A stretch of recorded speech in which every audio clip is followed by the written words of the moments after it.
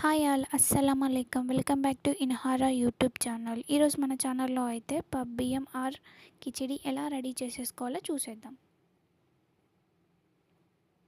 ఇందుకోసం అయితే నేను ఒక గ్లాస్ ఆఫ్ రైస్ తీసుకున్నాను అండ్ టీ గ్లాస్ అండ్ పప్పు యూస్ చేశాను. ఇక్కడైతే నేను కొద్దిగా పెసరపప్పు, కొద్దిగా కందిపప్పు యూస్ చేశాను. మీకు కావాలనుకుంటే ఒకే పప్పు కూడా యూస్ చేసుకోవచ్చు.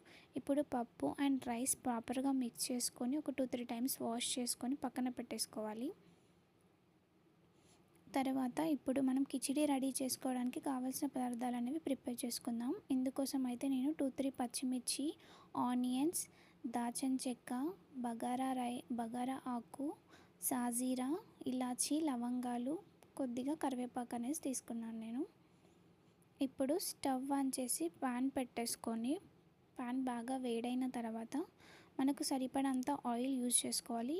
కొంతమంది ఆయిల్ అనేది ఎక్కువగా యూజ్ చేస్తారు, కొంతమంది తక్కువగా యూజ్ చేస్తారు. నేను తీసుకున్న దానితో 2.5 ఆయిల్ యూజ్ చేశాను.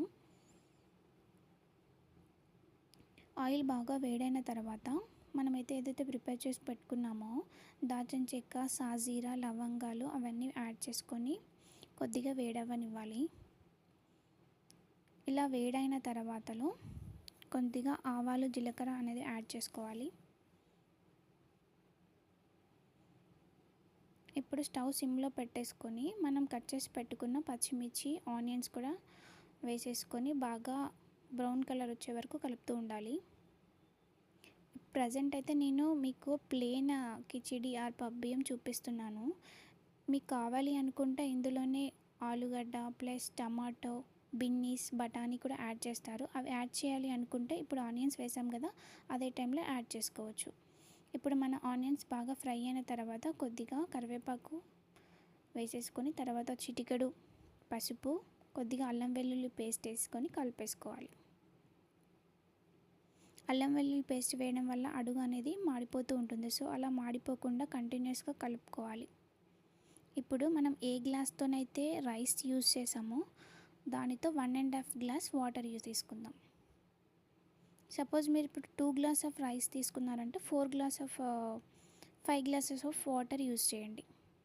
ఇప్పుడు నేను 1 గ్లాస్ ఆఫ్ రైస్ తీసుకున్నాను కాబట్టి 1.5 గ్లాస్ వాటర్ తీసుకున్నాను. ఇప్పుడు సరిపడంత ఉప్పు వేసుకొని మూత పెట్టేసుకుందాం.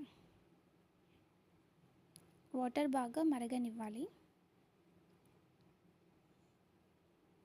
చూడండి, మన వాటర్ అయితే చాలా మరుగుతున్నాయి. ఇలా మరుగుతున్నప్పుడు కొద్దిగా ధనియాల పొడి వేసేసుకోవాలి. మనం కడిగి పక్కన పెట్టేసుకున్న రైస్ కూడా వాటర్ అంతా తీసేసుకొని మరుగుతున్న వాటర్లో వేసేసి కలిపేసి స్టవ్ ఫుల్ పెట్టేసుకొని మూత పెట్టేసుకోవాలి.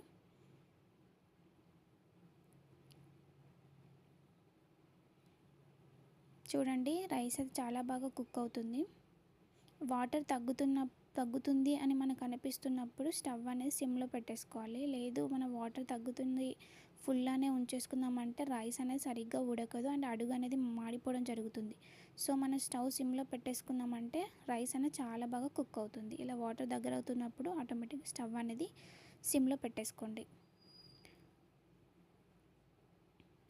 ఇప్పుడు కొద్దిగా పైన కొత్తిమీర అనేది యాడ్ చేసుకొని మూత పెట్టేసుకొని ఒక 2 మినిట్స్ అనేది స్టవ్ సిమ్లో పెట్టేసి ఉంచేసుకుందాం. చూడండి, రైస్ అయితే చాలా బాగా కుక్ అయిపోయింది, చాలా స్మూత్గా బాగుంది. ఇప్పుడైతే కొద్దిగా రైస్ ఒక ప్లేట్లోకి తీసుకొని చూద్దాం. చూడండి, చాలా పొడి పొడిగా ఉంది, చాలా బాగా కుక్ అయిపోయింది. టేస్ట్ కూడా చాలా బాగుంది. మీకు నచ్చినట్టయితే మీరు కూడా ట్రై చేయండి. ఎలా ఉందో నాకు కామెంట్లో చెప్పండి.